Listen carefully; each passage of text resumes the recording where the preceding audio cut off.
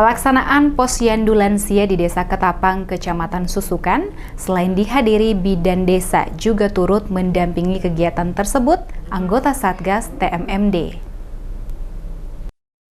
Posyandu Lansia di Dusun Sarimulyo, Desa Ketapang, Kecamatan Susukan, Kabupaten Semarang terlihat tak seperti biasanya. Pasalnya saat ini posyandu itu didampingi oleh pihak TNI yang tergabung dalam program TMMD reguler 110 Kodim 0714 Salatiga, di mana selain membangun pekerjaan fisik, para pria berbaju loreng itu pun sembari memberikan penyuluhan kesehatan.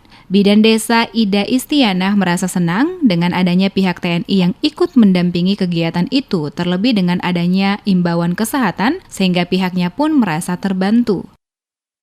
Posyandu lansia rutin dilaksanakan setiap bulan di setiap dusun di Desa Ketapang.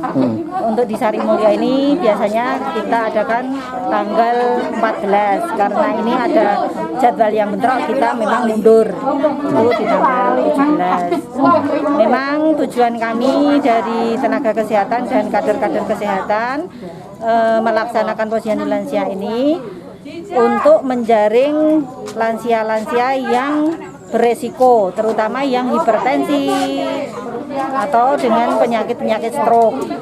Nah, tujuannya nanti kita konsultasikan lagi dengan puskesmas dan bisa terpantau tensinya, bisa mendapatkan pengobatan yang sebaik-baiknya.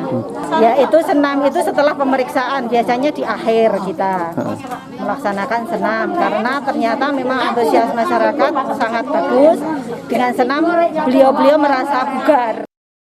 Saat memberikan obat kepada belasan lansia itu, ia pun tidak lupa memberikan tawaran apakah berani atau tidak jika nantinya ada semacam imunisasi untuk meningkatkan imun tubuh, mengingat saat ini rentan akan penyebaran virus, terutama virus corona.